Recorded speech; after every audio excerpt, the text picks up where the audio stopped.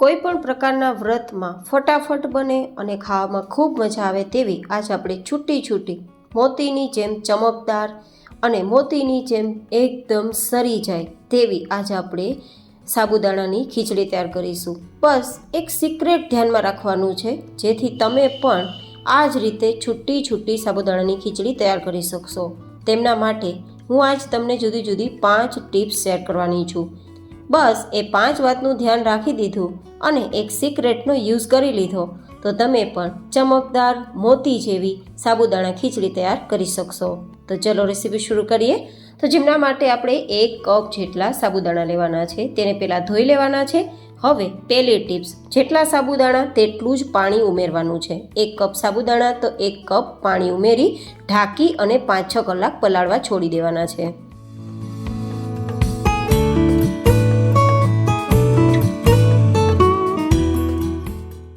પાંચેક કલાક પછી આ રીતે આપણા સાબુદાણા સરસ પલળી ગયા છે. જો કે તમારી પાસે વધારે સમય હોય તો વધારે પણ પલાળવા છોડી શકો છો. બસ ધ્યાન એક જ વાતનું રાખવાનું છે કે જેટલા સાબુદાણા તેટલું જ પાણી. અને હા, ઘણા બધા લોકોને સાબુદાણામાં ખરાબ સ્મેલ પણ આવતી હોય છે, તો જેનું કારણ છે સાબુદાણા પલાળતા પહેલાં તેને ધોતા નથી. બરાબર સાબુદાણાને ધોયા બાદ જ પલાળવાના છે જેથી સાબુદાણાની ખીચડીમાં ખરાબ સ્મેલ પણ ન આવે. તમે જુઓ, એકદમ સરસ છૂટા છૂટા આપણા સાબુદાણા તૈયાર થયા છે અને એક દાણો આ રીતે હું તમને મેશ કરી બતાવું તો આરામથી દબાતા તે માવાની જેમ મેશ થઈ જાય છે. મતલબ સાબુદાણા બરાબર પલળી ગયા છે અને પલળ્યા હોવા છતાં પણ આટલા સરસ છૂટા છે. તેનું કારણ છે આપણે પરફેક્ટ પ્રમાણમાં પાણીનો ઉપયોગ કર્યો હતો. હવે અત્યારે તો સાબુદાણા આટલા જ છૂટા છે, પણ તેને પકાવ્યા પછી પણ શું આટલા જ છૂટા રહેશે?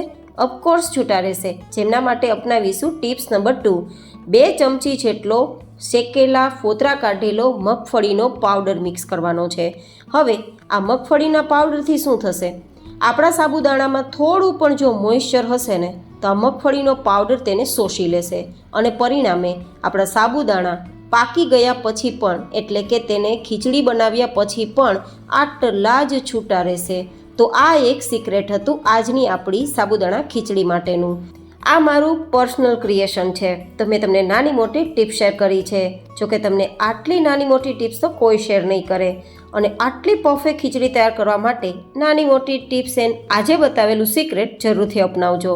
તમે જોઈ શકો છો કે પહેલાં કરતાં પણ વધારે અત્યારે દાણા છૂટા છૂટા દેખાય છે. જેનું કારણ છે થોડું ઘણું પણ જો સાબુદાણામાં ભેજ હતો, મોઇશ્ચર હતું, તે આપણા મગફળીના દાણાનો જે ભૂક્કો છે તેને શોષી લીધું છે અને પરિણામે આટલું સરસ છૂટા છૂટા દાણા તૈયાર થયા છે. હવે આ ખીચડીને વધુ સ્વાદિષ્ટ તૈયાર કરવા માટે 2 નંગ જેટલા બાફેલા બટેટાના ટુકડા લીધા છે. ટિપ્સ નંબર 3, બટેટાને આ રીતે 2 ભાગ થાય તેટલે સુધી જ બાફવાના છે. મતલબ 90% સુધી જ બાફવાના, જેથી બટેટું અંદર સુધી પાકી જાય, કાચું બિલકુલ ના રહે અને દબાવતા એકદમ માવા જેવું મેશ ના થાય પણ આ રીતે ટુકડા થાય. આ રીતે બટેટા બાફવાથી બટેટામાં વધારે પાણી કે મોઇશ્ચર નહીં રહે અને પરિણામે જ્યારે બટેટા સાથે સાબુદાણા કૂક થશે, પાકશે, ત્યારે તે એકબીજા સાથે ચીપકશે નહીં અને પરિણામે સાબુદાણાની ખીચડી છૂટી છૂટી રહેશે. હવે ટિપ્સ નંબર 4, જ્યારે પણ ખીચડી તૈયાર કરીએ ત્યારે આ રીતે પોળું વાસણ લેવાનું. જેનું કારણ છે કે પોળું વાસણ લેવાથી બધી જ બાજુ તેને ગરમી મળશે, મતલબ બધી જ બાજુ તેને તાપ મળશે, ફ્લેમ મળશે અને પરિણામે એક સરખા પ્રમાણમાં સાબુદાણાના દાણા છે તે પાકી જશે. હવે ખીચડીને તેલમાં નહીં પણ 2 ચમચી ઘીમાં તૈયાર કરીશું. ઘીમાં ખીચડીની સ્મેલ ખૂબ સરસ આવે છે અને આમ પણ ફરાળ છે તે ઘીમાં જ બનાવવામાં આવે છે. હવે ઘી ગરમ થાય પછી મીઠો લીમડો છે, જીરું છે અને તીખાસ પ્રમાણે લીલા મરચાંના ટુકડા ઉમેરી દેશું. બટેટાના ટુકડા પણ ઉમેરી દેશું અને આ રીતે થોડીવાર માટે ચલાવીશું. બટેટામાં કોઈ પાણીનો ભાગ ના હોય તે ખાસ ચેક કરવાનું છે.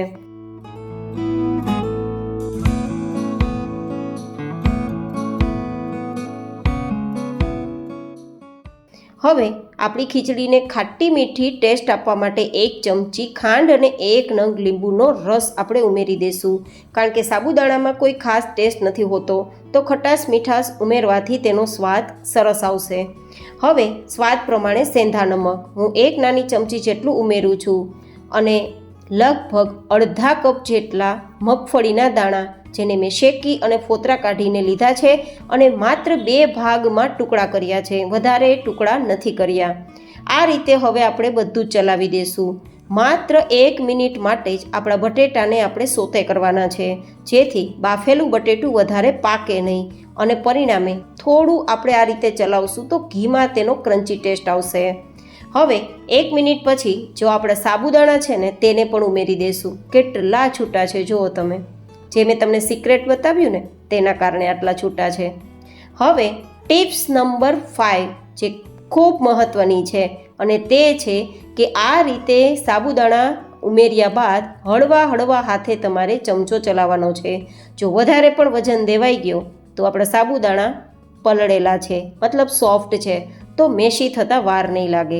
આ રીતે હળવા હાથે બધું જ મિક્સ કર્યા બાદ ઢાંકીને એકદમ ધીમા ગેસની ફ્લેમ પર માત્ર 1 મિનિટ થવા દેશું.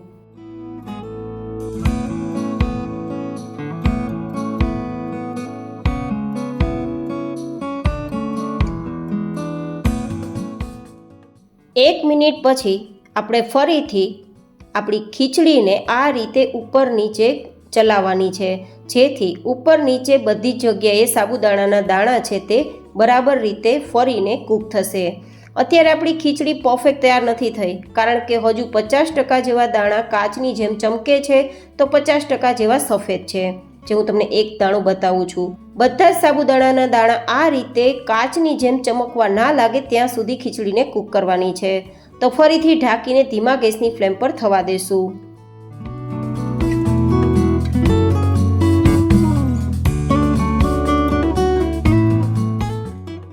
તો ફરીથી 1 મિનિટ પછી આપણે ચેક કરવાનું છે. જ્યાં સુધી ખીચડી ના થાય ત્યાં સુધી દર 1 મિનિટે તમારે આ રીતે ચમચો ચલાવવાનો છે, પણ હળવા હાથે, જેથી ઉપર નીચે સાબુદાણાના દાણા એકદમ સરસ ફરતા જશે અને કૂક થતા જશે, એ પણ વરાળથી.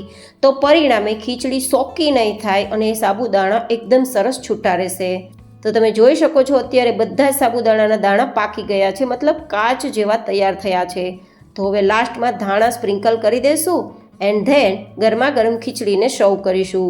હજુ પણ આ ખીચડી જેમ ઠંડી થશે તેમ દાણા છૂટા થશે, એ હું તમને આગળ ટેક્સચર બતાવીશ.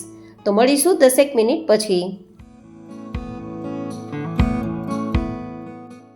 તો 10 મિનિટ પછી હું તમને સર્વ કરીને બતાવું છું. તો એકદમ તમે જુઓ મોતીની જેમ ચમકે પણ છે અને આરામથી તે ફરી રહ્યા છે, મતલબ આપણી સાબુદાણાની ખીચડી એકદમ પરફેક્ટ તૈયાર થઈ છે. તો આજે મેં તમને ટિપ્સ અને સિક્રેટ સાથે સાબુદાણાની ખીચડી કઈ રીતે તૈયાર કરવી તે રેસીપી શેર કરી છે. આવી જ અવનવી રેસીપીઓ હું ડિમ્પલ્સ ડિશિસ ચેનલ પર શેર કરતી હોઉં છું. તો તમે વિડીયોને ક્યારેય મિસ ના કરો તેના માટે ચેનલ પર નવા હોય તો ચેનલને સબસ્ક્રાઈબ જરૂરથી કરજો. એન્ડ આ ખીચડી કેવી લાગી એ કોમેન્ટમાં જરૂર બતાવજો. ફરી મળીશું એક નવી જેન હેલ્ધી રેસીપી સાથે. ત્યાં સુધી stay healthy and stay happy.